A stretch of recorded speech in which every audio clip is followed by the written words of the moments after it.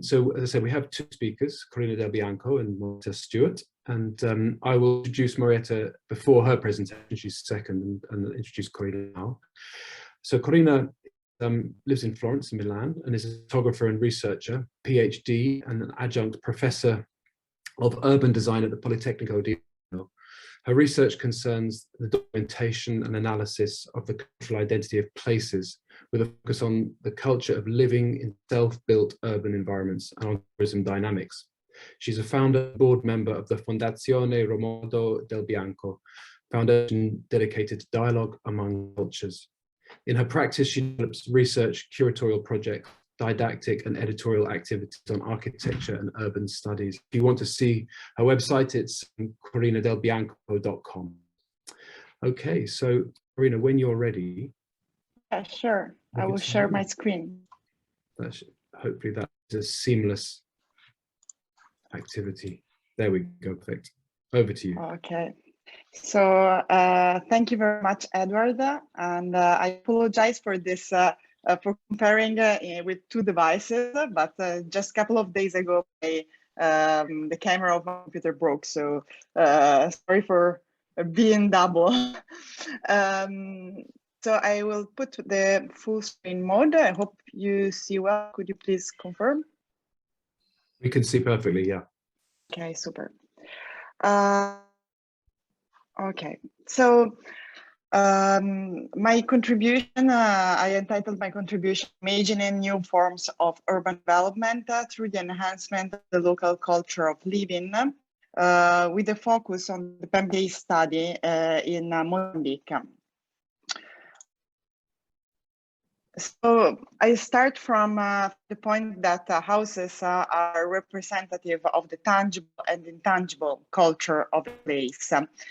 And among houses, I think self-built houses, especially those in urban contexts that are experiencing rapid urbanization processes, that also live a transition from rural to urban contexts, can be considered a physical representation of the economic, social, and cultural possibilities and needs of the inhabitants. And they also represent a stage of the urban development. Therefore, studying and documenting the self-built houses with their deficiencies and their characteristics in developing countries can give a representation of the diversity and richness of places. Studies how an integrated design of the ways of living with their uses and customs declined in spaces and functions. So, for example, this is a courtyard of a house that I surveyed in the city of Pemba. And the project will not upset the way of living of these communities. Asking also for a portrait of them wearing their capulana. And so what came out is a booklet in which all the documentation and interviews are collected. So among the African countries, Mozambique for this research was particularly interesting for its rurality, as it is possible there to observe ways of living that merge rural and urban characters and self-construction that is often encouraged by municipalities that generates alternative ways of making cities. And for example, creating spaces for agricultural production in home spaces and yards.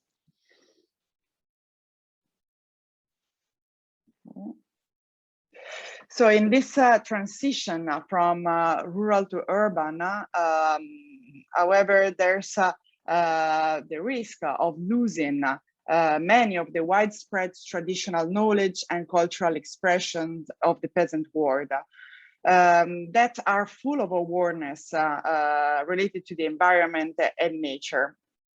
Therefore, they work in synergy with the environment.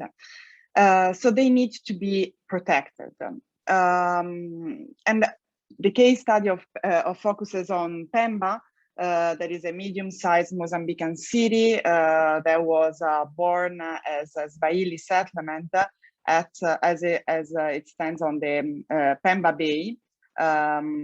So it makes of it, its location, it makes of it a natural port, and that is the reason why the Swahili populations settle down here. So it still is an important commercial port right now. And the city is also the capital of the region of Cabo Delgado. So right now the city is increasing its urbanization process, because in the last few years this has been reinforced by terrorism in the region. So I think that most of you already had the chance to read some of the news about it. So this is causing many people being displaced in Pemba or just escaping to Pemba.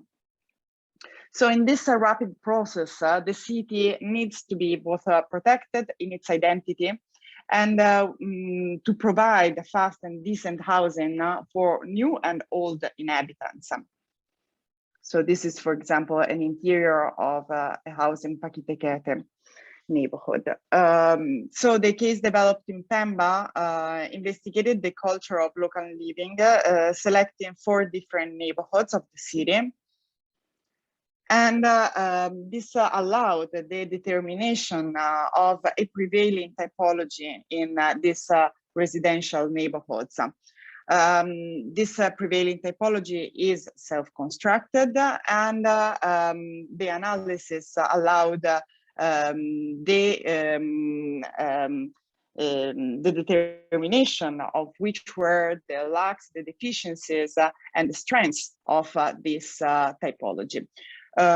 So possible guidelines for future urban development and also improvement of the local living and traditional way of building. So among the results of the study, I think the most important thing is that it creates the opportunity of enhancing the local culture, increasing the sense of awareness of the local population that built these houses and made the design.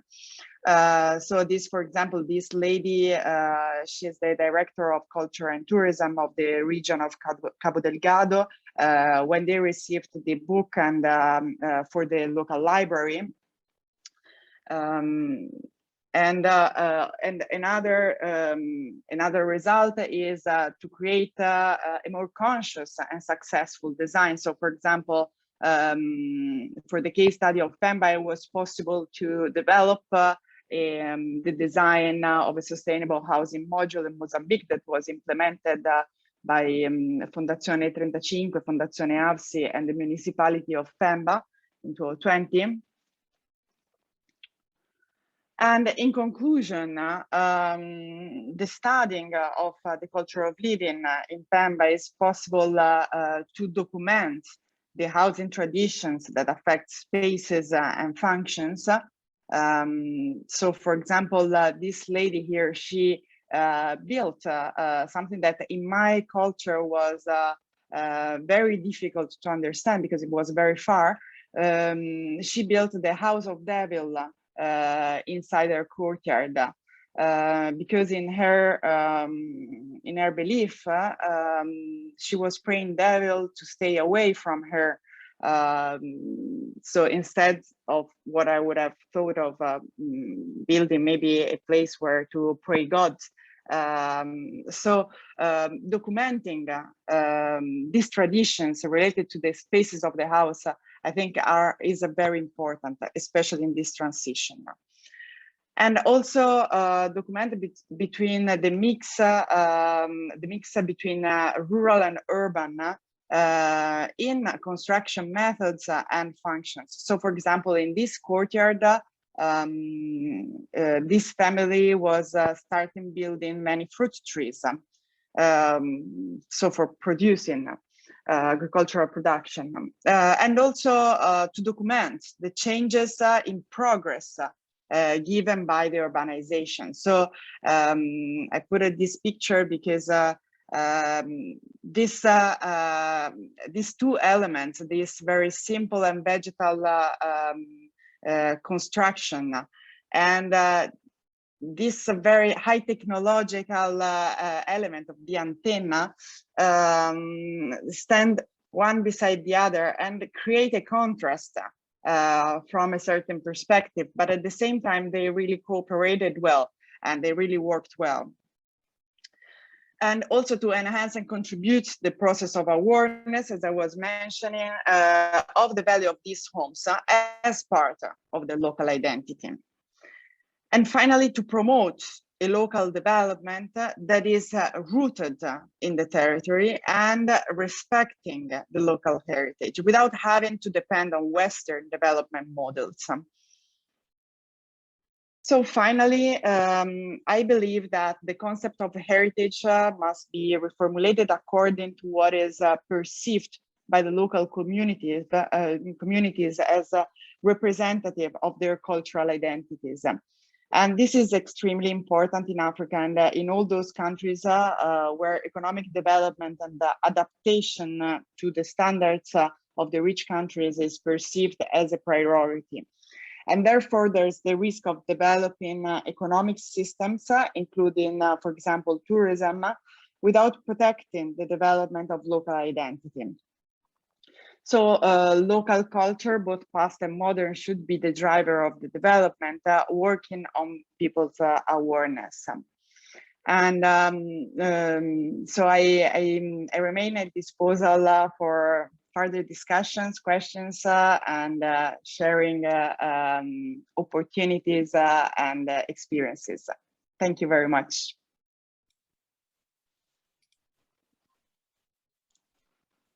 Corinna, thank you so much for that presentation, for sharing with us your research. Fascinating. I'm going to reserve the opportunity for questions at the moment, so I hope that those of you that have questions make a note of those, and we'll go straight on to Maurietta's presentation now. Thanks so much. Maurietta lives in Cape Town. I'll give a brief introduction, Maurietta. Okay, great. Before we start, thanks. So Maurietta lives in Cape Town in South Africa, and she leads a team of environmental and heritage practitioners for the local authority. And she's presenting in her capacity as a graduate of the MPhil Conservation of the Built Environment course, where she completed her research in counter mapping significance in Claremont, Cape Town. And her background is in town planning, environmental management, and heritage resources management. So thanks, Maurietta. The screen is yours. Thanks so much. Let's just hope this goes well. Share screen, presentation, share. Okay. It's looking good. It's not on presenter view. That doesn't bother you. Correct? That's perfect. Yeah. Awesome. Thank you. Thank you so much. Thank you, Corinna. That was lovely. I used an excuse this week with Edward to say that I have to pick up kids. I'm so sorry, I'm late. And then Corinna said she had a 4-week-old baby, and I felt very inadequate.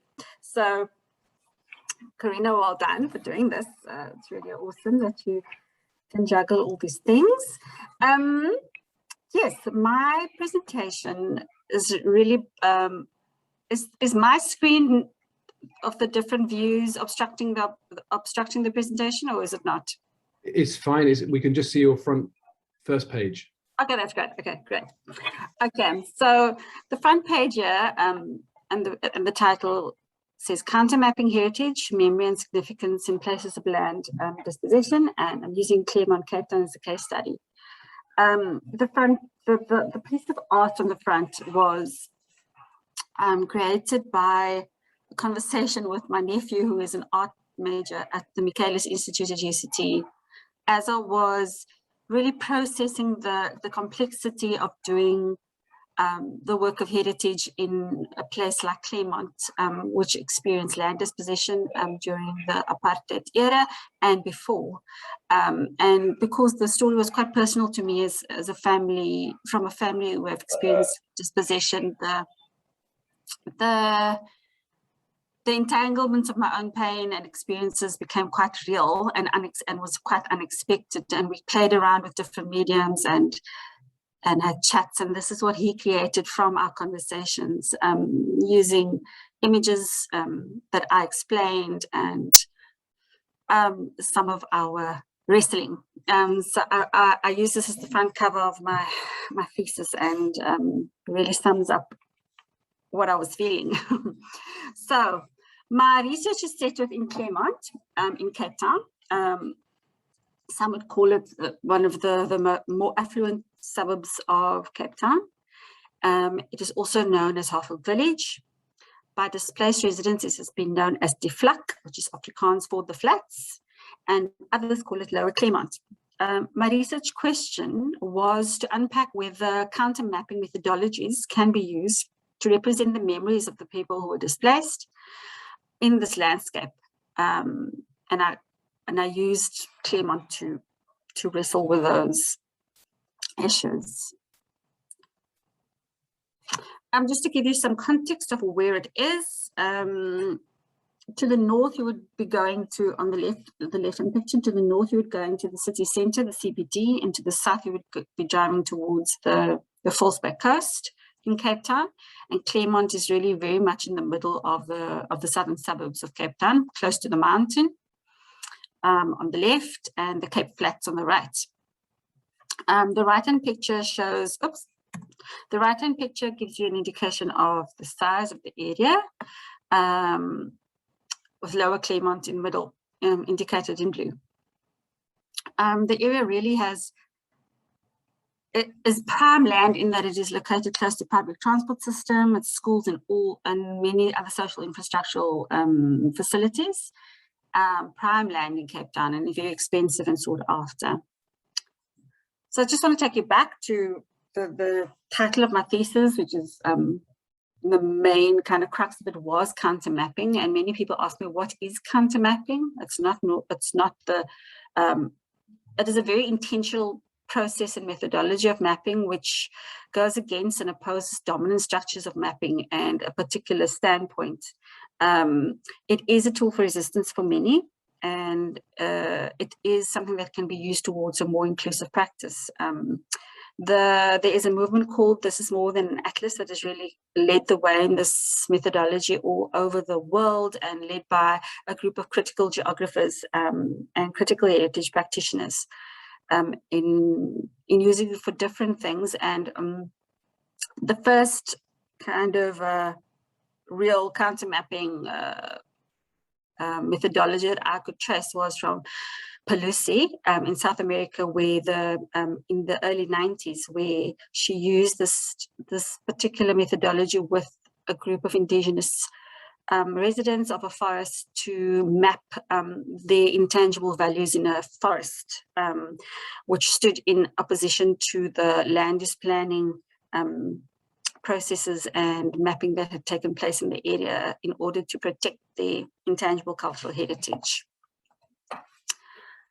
To take the conversation of mapping a little bit further, this is it's not a very clear one, but I wanted to illustrate the arbitrary nature of how maps were used as imperial tools in Cape Town to separate people. In my research, I go right back to the start of mapping very briefly, about how circumnavigation of the globe, how land and countries were split arbitrarily using methods to divide up resources, impacted people groups, indigenous people groups very deeply, and has perpetuated over the years in terms of its destructive nature.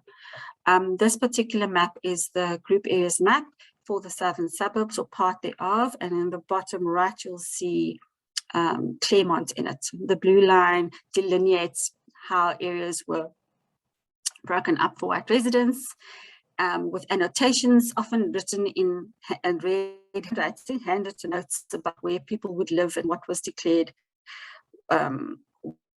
white, black, colored, and those. So the arbitrary nature of this map has had impacts into the future for planning for the area, even though long discarded, has impacts into the future for spatial justice and how people's heritage is represented.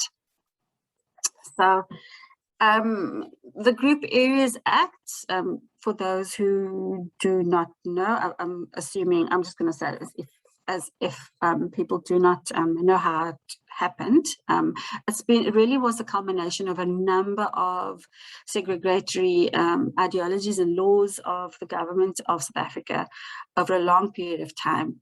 And it culminated in this moment of displacement in the 60s and 70s, mass displacement of people from well-located land to the far-flung parts of the city, and to what is known as the Cape Flats, and which is also some of the most, the poorest parts of Cape Town. People were taken from their homes and usually found themselves in places that were devoid of environmental quality. As you can see in the bottom right picture, which is a picture of Lavender Hill, an area where many residents of Claremont were moved to.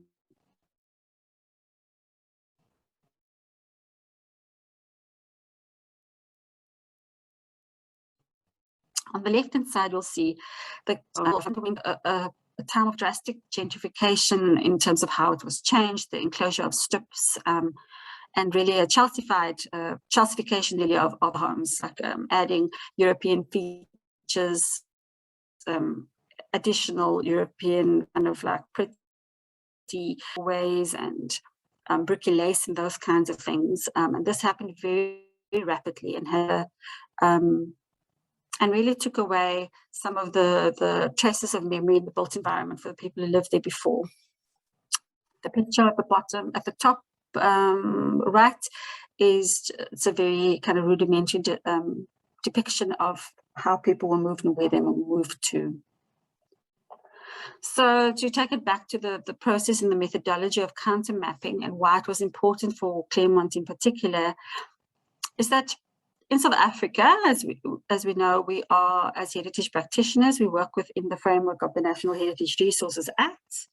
And in Cape Town, the city manages its heritage through the Heritage Protection Overlay Zoning tool, which is embedded in our municipal planning bylaws.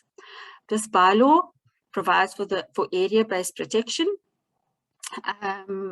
of places demarcated in the blue and the red line, and Harfields, Claremont has been proposed as one of these areas, but it has been proposed for this within the official framing of heritage, and because of really a drive from residents who live there now, not the residents who were displaced, but people who live there now, and based on a certain kind of built environment aesthetic and concentration of graded buildings shown in the different colors on the left.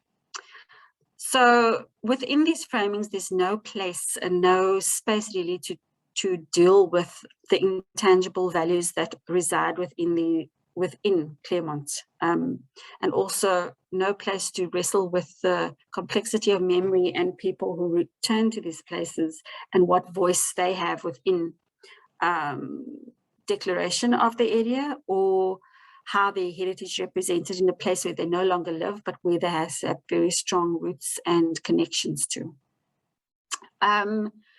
Typically, graded buildings would be graded according to an architectural notion and value. It is done, the grading is done on foot by a heritage practitioner, an architect, or a built environment specialist, and the grading is done according to certain criteria that is found in the Act of whether it has contextual significance, whether in terms of architecture, in terms of rarity, a number of different aspects in the law. Very seldom, and it's very difficult to include any social intangible values because it is done on foot. people who do these surveys don't know that, don't have the in-depth knowledge of what transpired before, and those values are invisible, obviously, except for some traces like corner shops, which may have spoken about a past and an activity in the area related to the previous community, or if somebody knows of it, they can note it. But those values don't necessarily impact on the grading. So just to take us back again to, in my methodology of trying to uncover the significances to start to challenge and stand in opposition to the official framing of significance and identification, I identified a group of displaced residents who worked with me and was very excited to work with me to uncover their history and their stories in the place. I did this using three kind of aspects of uncovering through oral histories. The first was traditional interviews. The second was a go-along interview, and you can see the top two pictures where we walked the streets of Harfield, and with a research assistant we could record people's stories as and when they came up, when memories were sparked, when they were confronted with a house or a street or a park or a mosque or a church. Now I was able to record those and geoposition them on site. And the third part of the research process was a focus group interview, which a focus group workshop, which happened straight after the go along. We met in the local church where people who were displaced would have attended that church, and many of them still do. And we reflected on the go along and the interviews and identified more places on a physical map. And it was interesting to see the different kinds of memories and stories that came out from the three methods. The first, the traditional interviews was one kind of story that came out. The go along was so rich because people's memories would spark others, and the conversation was so rich. It was really interactive. And then the focus group was taking those two experiences and sitting with a map and visualizing potential other spaces, and it was really rich of uncovering this information. But I think the movement through space and being in this space was so powerful, because people who are displaced don't get the opportunity to be able to do that by being in that place together as a group. An interesting just side observation was racial profiling is extremely rife in South Africa, and Harfield is synonymous and known for varying reasons, for calling out people who don't belong, if they don't visibly look as if they belong in the area. And I've had 3 experiences walking in the area where I was victim to that. And we experienced it again as a small group walking through Harfield, people asking us what we were doing there and asking us to move along or and quite aggressively. And so I just played into that, whose heritage matters, where you belong, what are you doing here? But the pain of that experience was really tangible and recorded. So on the screen, you'll see a small composite map of the three ways in which I extrapolated the data. I used the official map, the official framing of heritage in the grading as a base layer. I also mapped the data from the stories told in interviews, and I mapped the go along and focus group information, and I overlaid these to understand how different heritage methodologies create different understandings of heritage. This is a small section of that. I use, just to go back, I think this slide probably should have been earlier. I use this particular app to help me geoposition the stories whilst on the walk. It's called Map Marker. It's a free app, and there's loads of other different apps that can be used. I also use Google Maps. So what was uncovered? What kinds of things were uncovered that was different to the built environment, things that we see in the official framing? These are some photos from our research and also of residents who were displaced. The top left corner is photograph is of a corner shop that whilst we were walking, we stood and stopped, and one gentleman said, "Oh, that's the corner shop that I played ping pong games with my friends, and my mom could come buy bread and milk there on credit, and we could come back a week later and pay when she was paid." And this social infrastructure and networking was very strong in the memories that were recalled. A lot of these corner shops now are either yoga studios or coffee shops, and yeah, it's part of the new Harfield. The picture on the right, at the bottom, and the left is really just the life that was explained as we walked through the area of weddings and of small businesses that would support weddings and events. Someone always knew a dressmaker, someone always knew a caterer, somebody always knew somebody who could make the suits. And the social infrastructure was just so strong, the connectedness through these things. And the streets and the liminal spaces and the parks were really where life and memories were made. People lived on their strips and on their verandas and in the street. Children were in the streets, and there was this unspoken,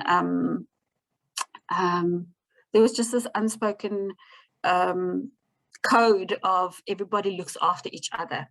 And that was really the crux of the messages that came through, and of the memories. And not to have rose-tinted glasses, the life was hard. And I think this connectedness was born out of that hardship of not having enough, but also we can look after each other, and being in proximity to our work, to each other, is actually what helped the community thrive in the face of the political unrest and the political climate and the economic hardship that was experienced.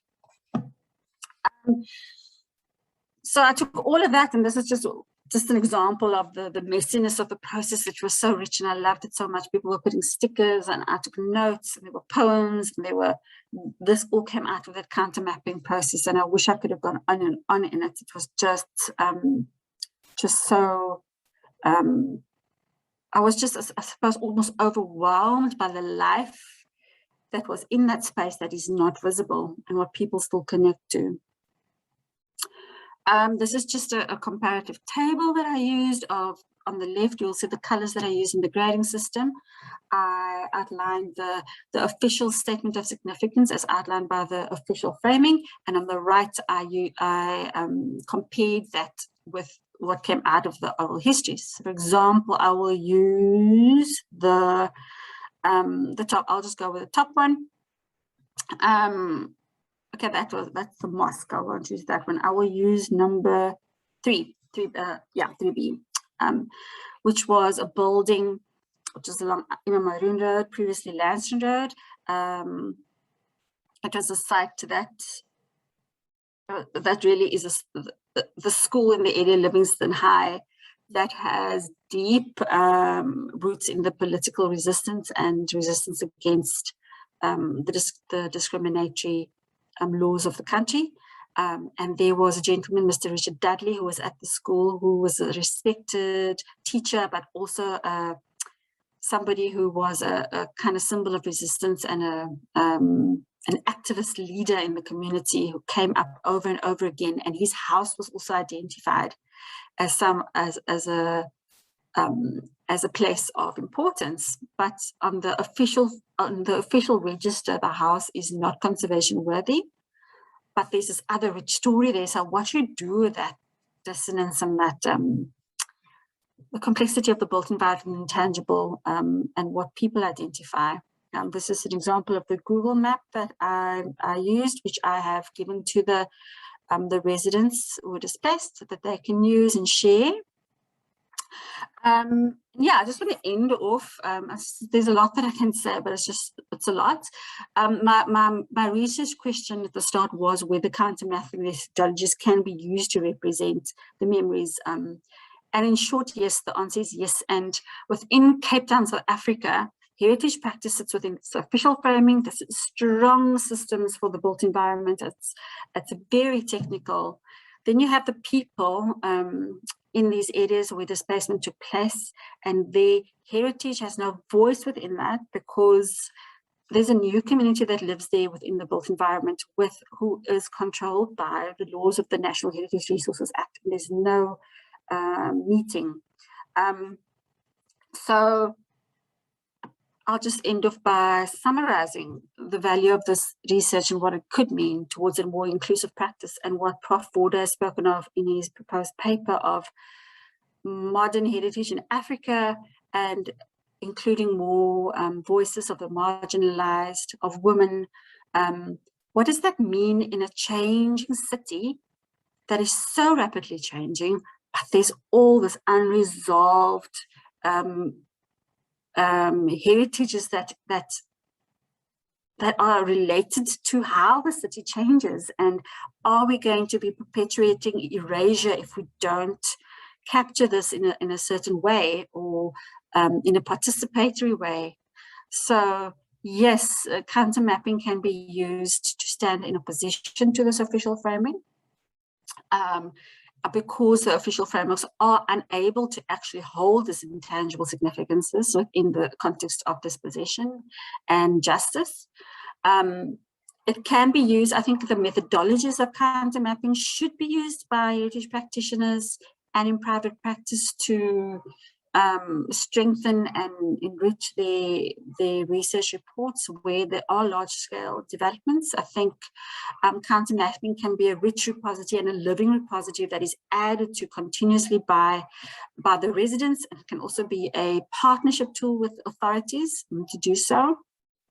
And I strongly believe, and by article Rodney Harris also, he used this exact methodology in the UK and in Australia, that I believe that counter mapping can be used to close the gap between the intangible and the tangible, and create a more inclusive heritage practice in South Africa in certain contexts.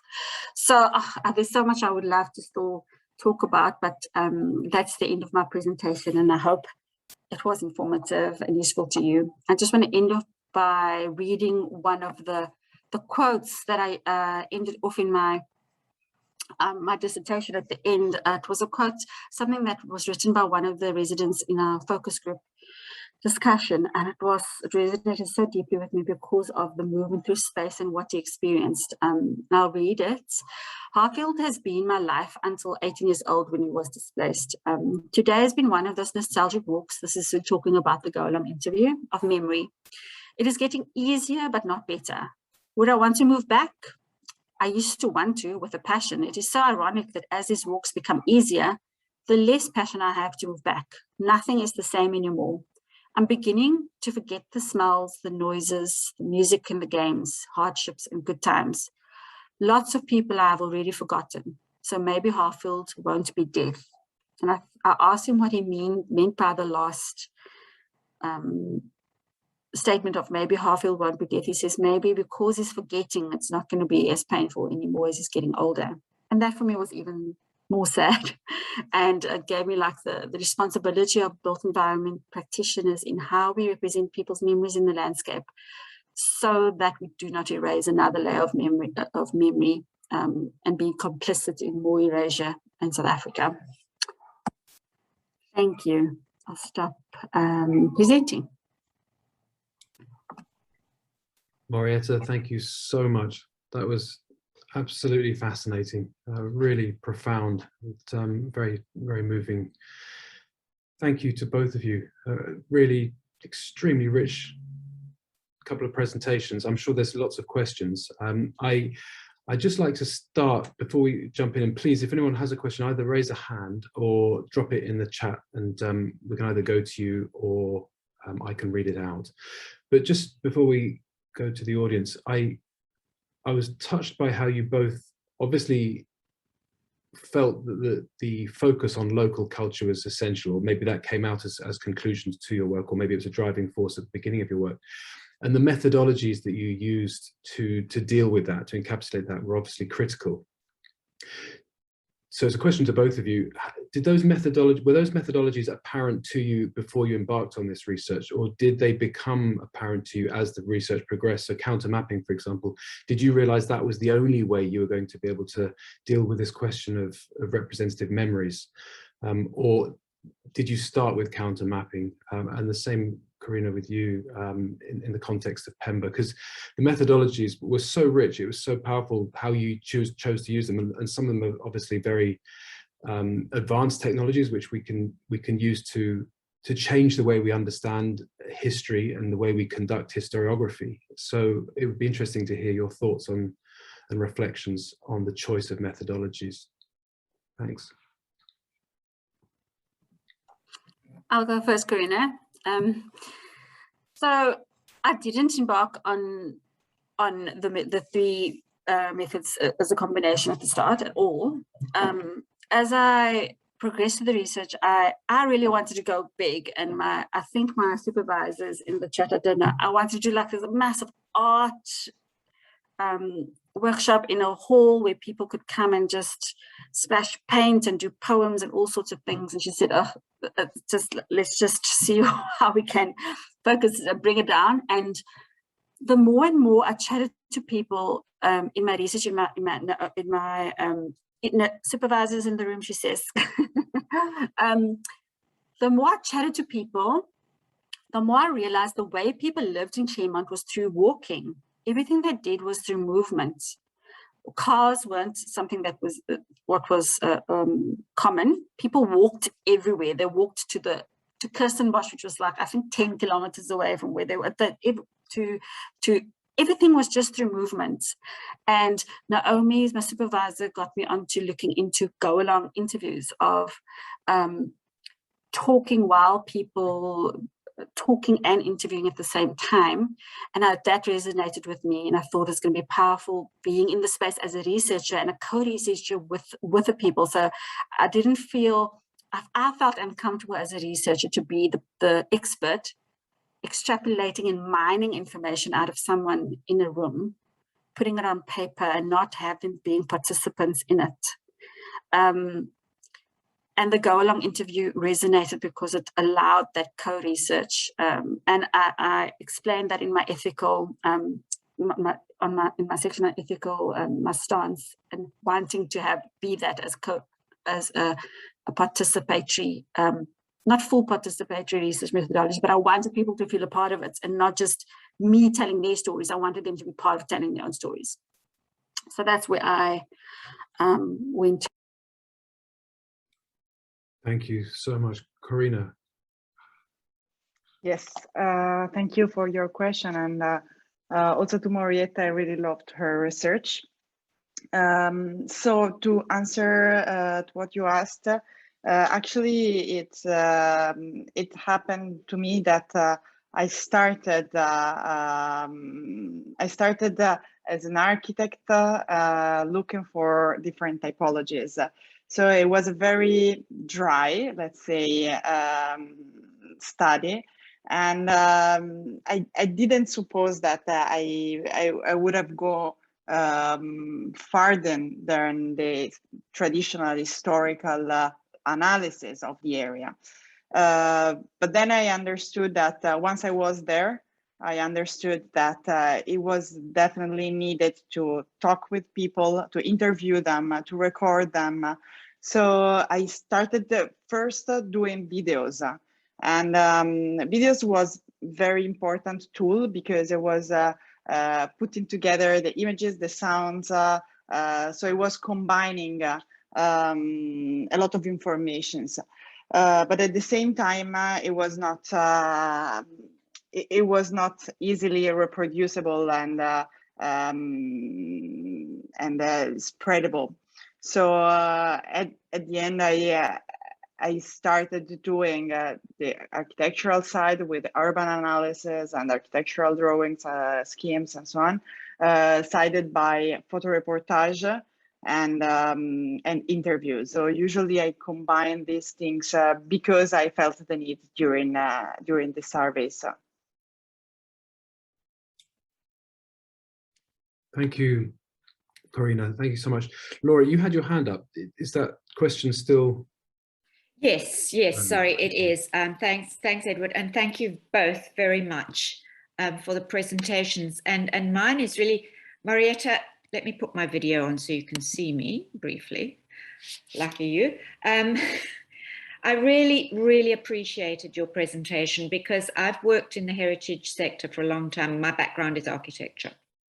But through the years, it's become so important to me to understand the, let's use the term, the hidden histories behind what makes a place significant.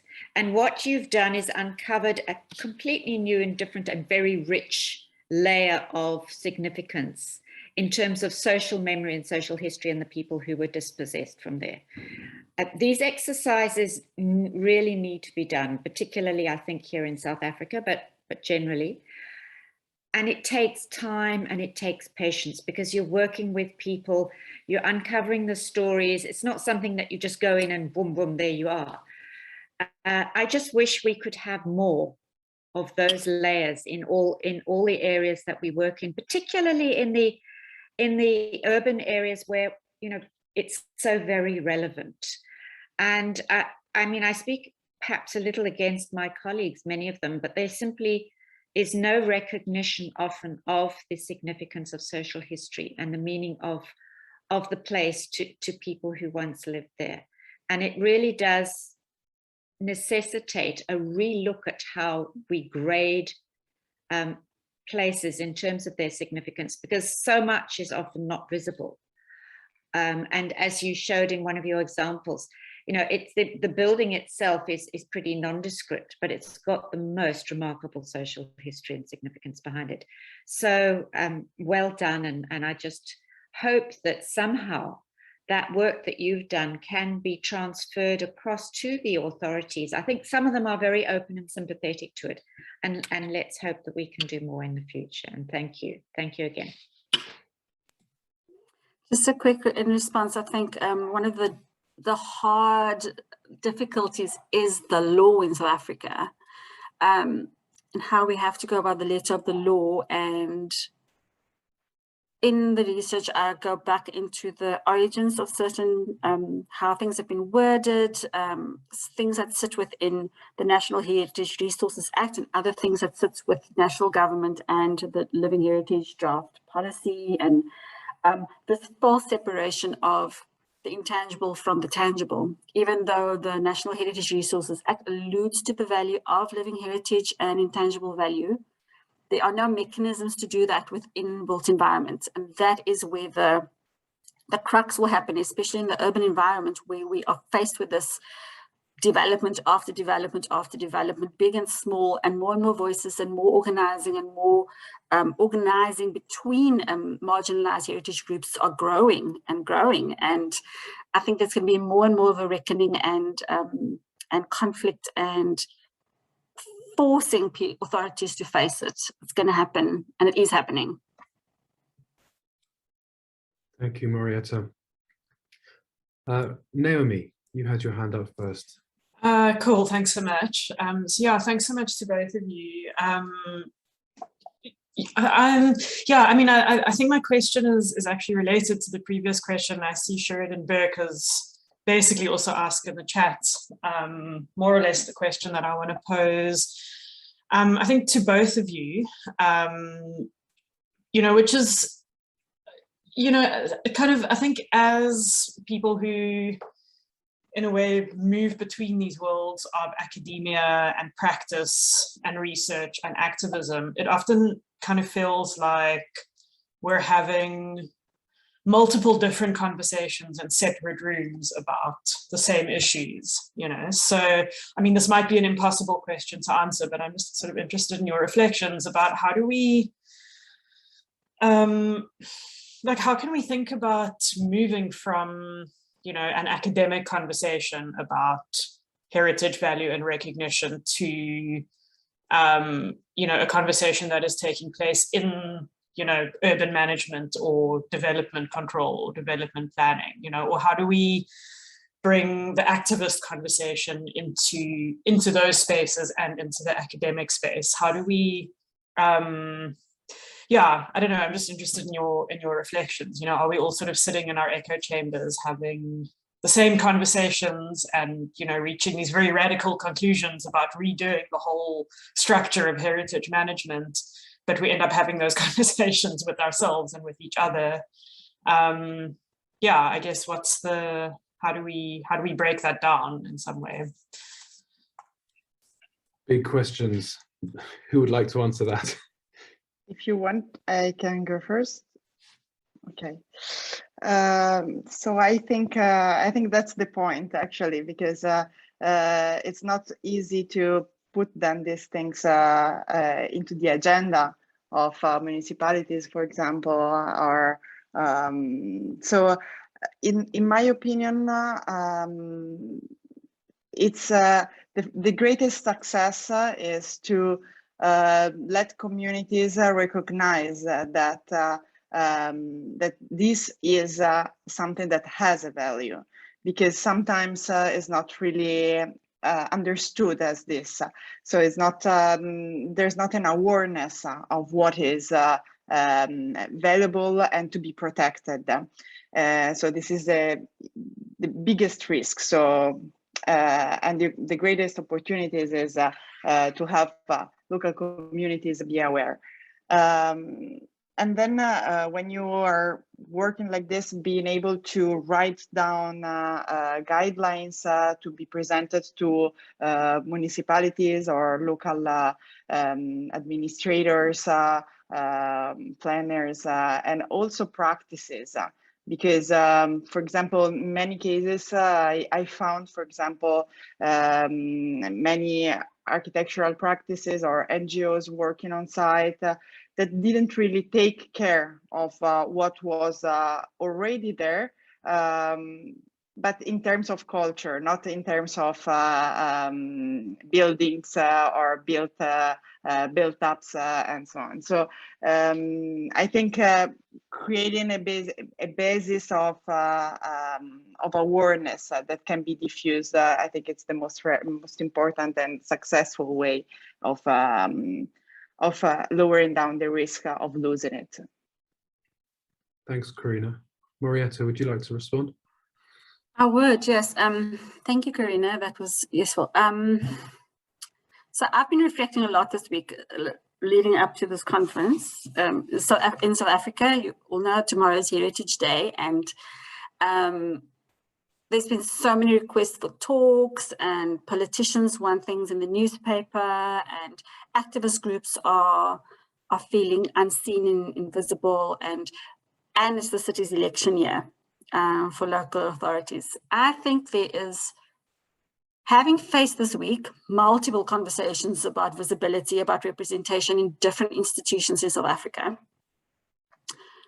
there comes a point and a tipping point for activist groups and people who are not seen to push to a point of to actually push beyond what is genteel and accepted. That is my view. I think there comes a point where the tipping point where you don't want to burn down universities. Just before that moment, I think there needs to be a push that is unfiltered and public for people to start to move a practice, or to stop a practice of exclusion. And I strongly believe that heritage has been a practice of exclusion for many years within Cape Town, especially. And that we need to start having braver conversations, not academic conversations only, but come to the heart of the people whose heritage is represented in our practice. For example, this week, the local authority was challenged by how a certain memorial was erected in a place of displacement. And it was a very hard-hitting letter.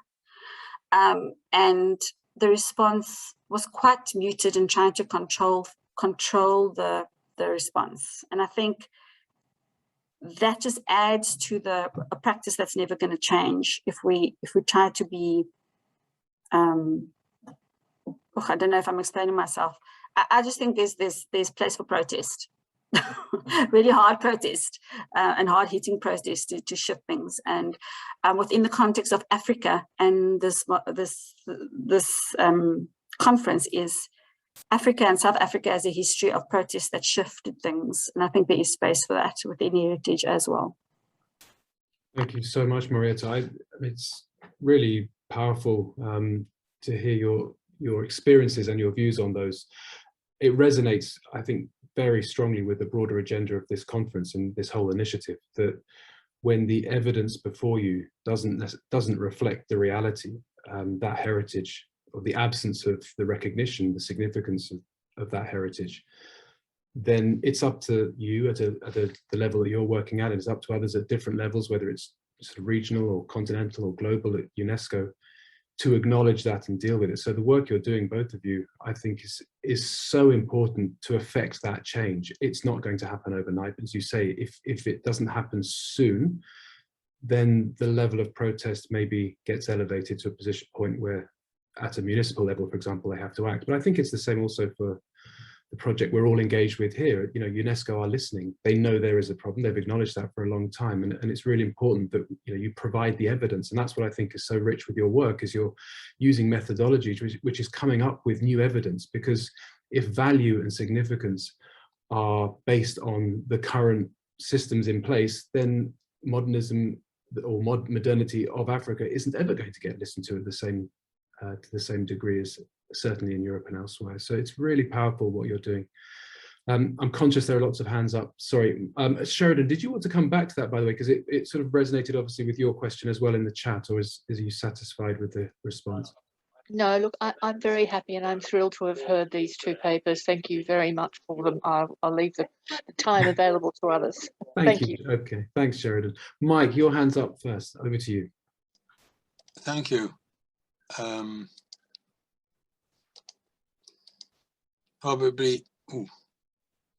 Probably Sheridan's in her pajamas. So anyway, I think that what is really interesting for the two presentations was to ask Corinna, what would she take on counter mapping in Pemba, and whether in fact the structure which Corinna did would happen in Cape Town. And I wonder whether in fact you'd be happy to exchange your ideas. And I think that there's room for both of these activities. That's why I think that they're so very excellent and that they complement each other.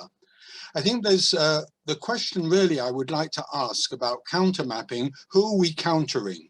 Because it originally came, again, as always, the people in nature are always so much ahead of us. It was more of an issue of natural heritage. So is this still within the local against the administration, or do we see this as contesting issues about understanding our heritage? In other words, it's nothing to do with the municipality or with the government. It is to do with conflicting ideas about, which I think Sheridan put on the chat really, is exactly those people who are for, those people who are against. And I think that the way forward is to look at it is that how do we then find the non-changeable parts? Because if we're looking for the future, and some of the issues which Sheridan put about is in fact we're dealing with development, and we're dealing with how to then take on the future. How do we leave room for the future? In other words, what are we going to leave? What do we agree to forget is just as much important as what we agree to continue with. I've always sort of enjoyed Indira Gandhi's big presentation in the Stockholm conference in 1972. I'd just like to quickly just recall it. So she is reminded of an incident in one of our tribal areas. the vociferous demand of elder tribal chiefs that their customs should be left undisturbed found support from noted anthropologists. In its anxiety that the majority should not submerge the many ethnic, racial, social, and cultural groups in our country, the government of India largely accepted this advice. I was among the first who actually entirely approved. However, a visit to the remote part of our northeastern frontier brought me in touch with a different point of view, the protest of the younger elements that while the rest of India was on the way to modernization, they were being preserved as museum pieces. Could we not say this the same about affluent nations? Okay, I'm not saying is that sort of like checking out nostalgia, but I think that the challenge is how do we reinterpret, how do we bring back some of these issues into a new understanding, because they're much more than museum pieces. So Corinna, in her activities, I really asking exactly who's against who in your counter mapping, and in Corinna exactly, well, what are the non-changeable parts? What are the things which I could actually take on board to answer then the reinterpretation of this modernism? How can we leave a little space for the youth, in fact, the enormous change which are taking place in Africa and in the world with this new development? Thank you, Over. Mark. Lovely. Corinna, Maurietta, who would like to go first? I will attempt to, to respond or reflect. That was very much part of my thinking, and Naomi can also attest to that, is the so what question of research always. So you're doing counter mapping, it's countering, for me it was countering a number of things. It was countering the big question of this heritage is there's such different understandings within Cape Town, South Africa, and of the world. It was also countering the official framing, the actual legal system of identification of significance. That's very much rooted in colonial past of architecture, and which has value in certain places, because we don't want a erasure of our built environment and our either. We don't want that to also just disappear. And then the other countering was against the practice of heritage and how it is happening within South Africa, within this legal framework of things are so technical and boxed and related to a cadastral boundary, and there's no space for intangible values that can't be contained within a cadastral boundary. So I wanted to show that significance can be the memories that are associated with a tangible resource, but it also can't be contained within a tangible resource. So what does that mean for the future? In my conclusion of the research was about changing the practice to be more inclusive in how we do our research for legal framings or legal documents for developments. Can this be a methodology that can be adapted to those processes rather than desktop research or using a grading map or doing one or two interviews and saying, oh, there's no social significance, but actually did we do the deeper work of uncovering and mapping? How does mapping of intangibles overlay with mapping of tangibles? Because in South Africa, it's a legal requirement for certain types of development to map the heritage resources. But what are we mapping? We're only mapping what we see. We are not mapping what isn't there.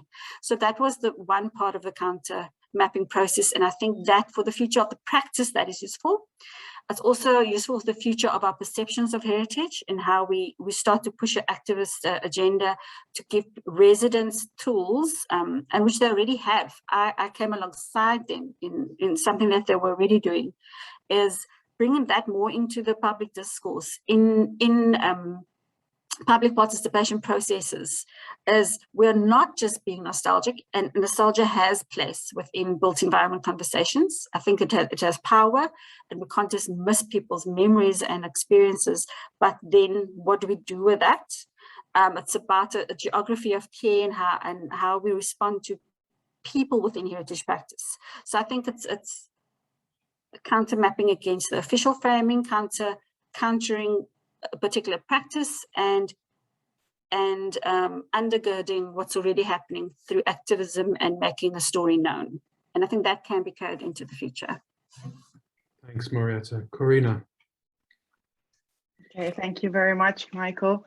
And Michael knows my research very well because he was my supervisor, my co-supervisor, so during the PhD.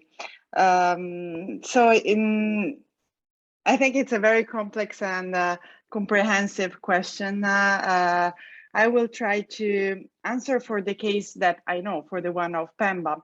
So in this case, I think that there are several elements that you could keep and think that they can be unchangeable in this context. So studying the cells of the urban development, so the houses and self-built houses, these are slums. They can be considered slums, the ones that I was looking at, because they have so many deficiencies. They don't have water connections, they don't have basic sanitation systems, and so on.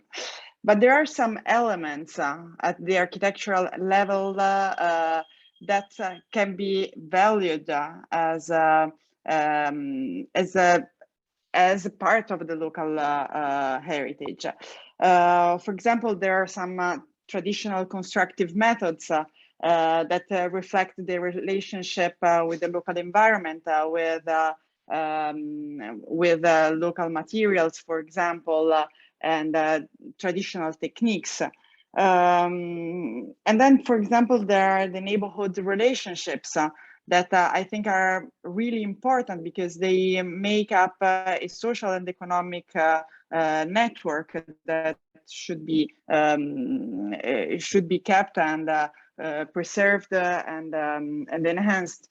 But also, for example, the agricultural production that often happens in the area of the house or just in the neighboring areas, and that supports also the economies of families. So these are just a few examples that I found exactly in Pemba, but that I'm pretty sure that reflects in terms of connections and elements to be analyzed and studied in different neighborhoods at kind of a general level in terms of methodology. So I think both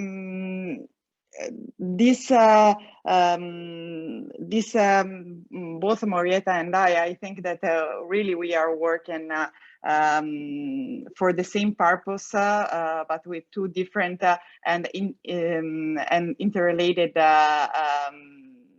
methodologies, so complementary methodologies. So what I am maybe looking more is also at maybe the landscape that is generated by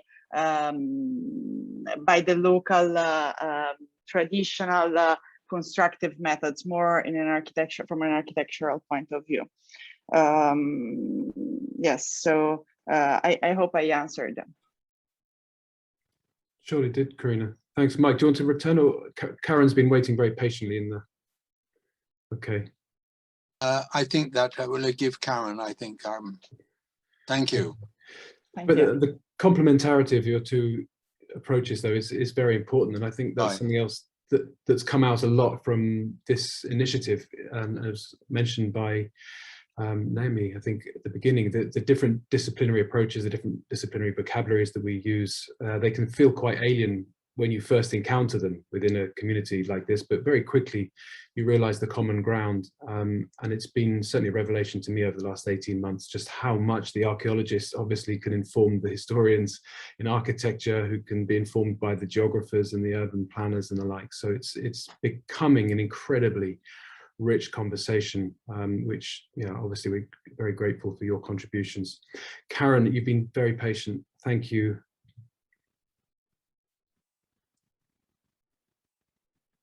You're muted. Okay, there. Can you hear me now? Yes, we do. Okay. It was thanks so much. It was amazing research, and both of you. It's amazing how the work actually ties in with each other. For me, what was quite interesting is how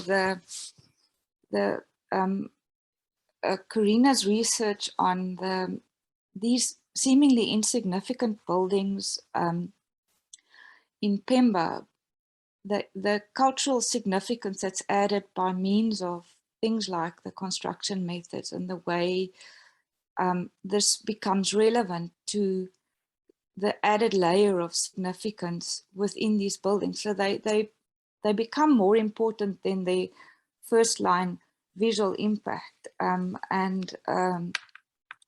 Maurietta was talking about how seemingly insignificant buildings within the context of the urban landscape then suddenly become very much more relevant as soon as you understand the social significance thereof. And I would just like to tie in with that argument of having to add more layers to this evaluation of what is value, what makes things significant, in terms of our official discourse and how we evaluate official recognition for heritage buildings. Because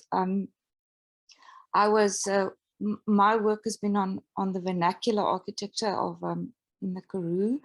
And I think it very much ties in with what Corinna was doing with actually looking at practices and construction methods as a way of adding significance to a seemingly very insignificant building.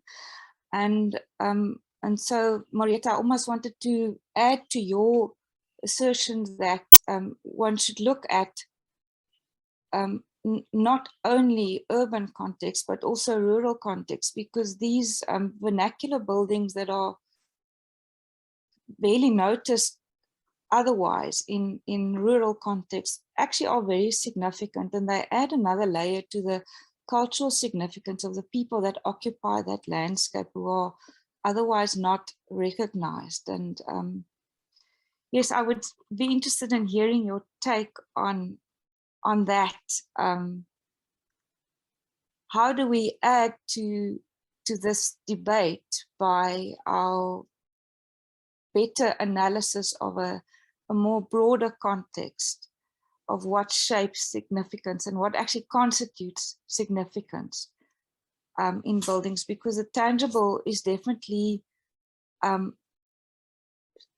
it is supported and enriched by means of this added layer of the intangible, which becomes incredibly important.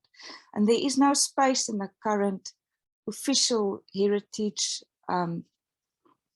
grading system really to then have these spaces and these places recognized. And so I think it is extremely important that we do start entering into that debate and adding to how do we grade places, and not just buildings, but spaces and landscapes, and recognize that. Thanks. Thank you, Karen. Who'd like to go first? If you want, I can go. Okay. Sure. So, thank you very much, Karen. I really think that you use the right word to express what I tried to show with my work. So to give cultural significance to insignificant buildings. So I think that the buildings per se might be insignificant. And even if you want the constructive method, should be ameliorated for sure. But at the same time, the spaces and the functions that these architectures offer to the family who inhabits it, but also to the community that inhabits the neighborhood, is very important. I will make very simple example. So in in the houses of Pemba, it's mainly the concept of the house is a plot in which there are several constructions. And these constructions are hosting very simple functions such as sleeping. Usually the kitchen is in the courtyard. Then there's usually another one that is the latrine, another very, very simple construction, mainly a fence, is a bathroom. Sorry, I don't know how to stop this beep. And this is, I try here. No, I don't know how to stop it. I'm really sorry. Okay. So this, okay, I think I did it. So these spaces host these functions that are in relationship also with the street side, because sometimes what you produce with the agriculture production within the yard, or maybe if you have hens, probably you will have eggs. You sell it then on the side of the main construction that stands on the street front. So the house organization with its spaces and functions also provide an economic income to the family without leaving the house. So keeping the production and the commerce of the products directly within the house. And this happens in many different forms. And also I saw it in India, I saw it in Brazil, so in many different contexts. So I think that the significance of these houses is not just related to the constructive methods, nor to the shape, but to the relationship that the social and economic relationship that they are able to create with the rest of the neighborhood. I think this is the main point. Thank you, Corinna. I want to add very quickly also, just in terms of the rural landscapes and heritage significance and intangible value, as a personal story, and I totally agree, Corinne. My dad was moved from Glayton, which is a rural town, to another, to Genadendal, which is forcibly removed, to Genadendal, which is a mission station in South Africa, one of the first. And I've got such strong memories going to my great-granny's house. What they're called in Afrikaans misvloere. So it's like made with dung and it's hardened and dried. That's the floors, and it's climate controlled. It keeps us cool and warm in summer and warm in winter. And you do that once every few years and it hardens again. And she had this huge stoep which was cool to keep also like a climate control situation. And the front of the house were these rows of vegetables with a lay-water system, which is like I don't know what it's in English. It's a water that's led from a water source led into the little gardens or the streets. And I remember sitting on the strip with my dad, and at certain times of the day, you would know it's almost the end of the day. So-and-so, Uncle so-and-so is bringing his cattle down the road. So there was this rhythm where the natural landscape was established with the water, with the time of day, with the cattle going past. We knew, oh no, the kids must come in, it's almost supper time. And it's just so different in a rural landscape, and something as simple as a tiny little hut.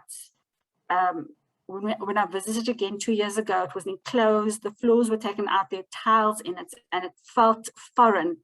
It's like it was cold, didn't have the relationship with the rhythm of the cattle were gone, the old man had died, that practice is gone. So it's just so different in a rural setting, and the intangible stuff that happens there and within the cultural landscape. And that's why I feel so, I've got this love-hate relationship with the cadastral boundary and our significance is assigned to a site, which is very much for architecture and how a building is placed in it, when significance really is the extension of that to the street and the spaces around, how you relate to people, and how the architecture and the design helps to foster those relationships.